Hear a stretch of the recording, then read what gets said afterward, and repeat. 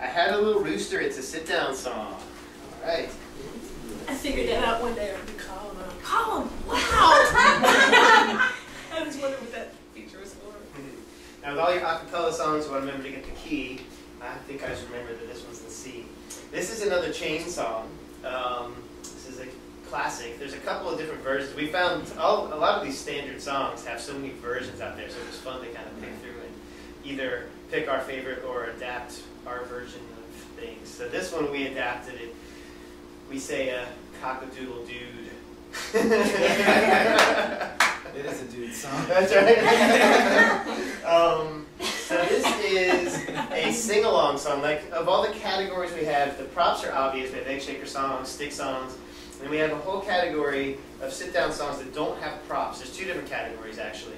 One category is sing-alongs, where all you're doing is singing the song and keeping a beat. And usually with those, there's things like What's Another Animal, like Old MacDonald, or like this song, What's Another something. There's that type of engagement. And then we also have another category like Little Bunny Foo-Foo, which is on the CD, which has specific hand movements, so there's something you're doing. But for the sing-alongs, we're just keeping a beat, and singing, and moving our bodies, and keeping that energy going. So I think I'll just start now, off. if you play guitar, or want to learn to play guitar, I mean, this is a time to take out the guitar and have that kind of folky sit down and sing along. Mm-hmm. Yeah. And the advantage is, I play the guitar probably on 3 or 4 songs every class because I really like that feeling. You'll have to explain to the parents to keep the beat, and you won't be able to model that.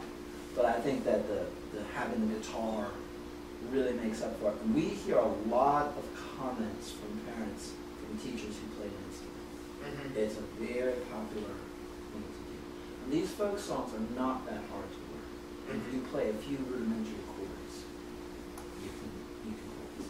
Yeah, it doesn't have to be guitar. You can even have a keyboard there too, or something, a little Casio or something like that. So I just started picking up the ukulele too.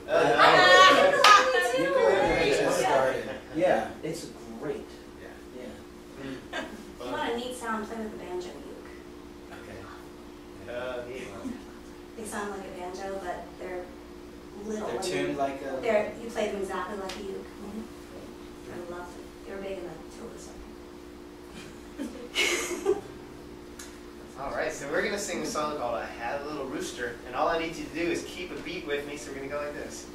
1, 2, 3, 1, 2, 3, 1, 2, 3. This is 3/4, you can see. 1, 2, 3, 1, 2, 3, 1, 2. I had a little rooster by the barnyard gate. That little rooster was my playmate. That little rooster said cock-a-doodle-doo, doodly, doodly, doodly, dude. Dude. What's another animal we can sing about?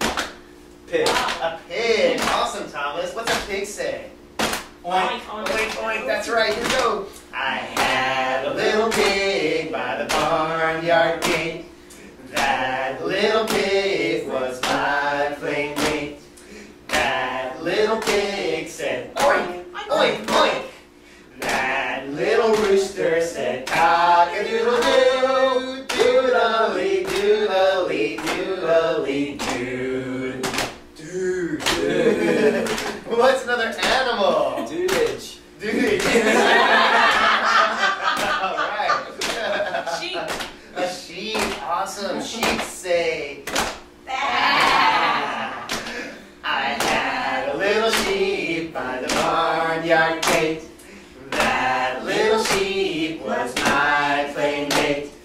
That little sheep said ba ba ba. That little pig said oink, oink, oink.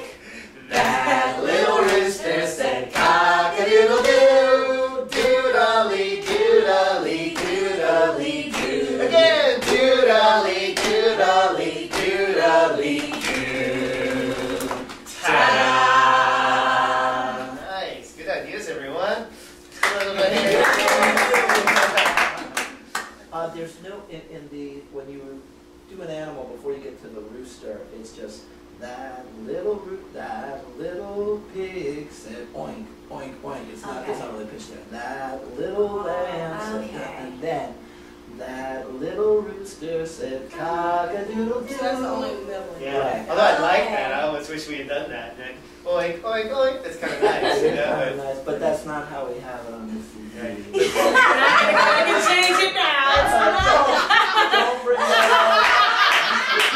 It's a different Had A Little Rooster than I thought we were going to do. What's that? up.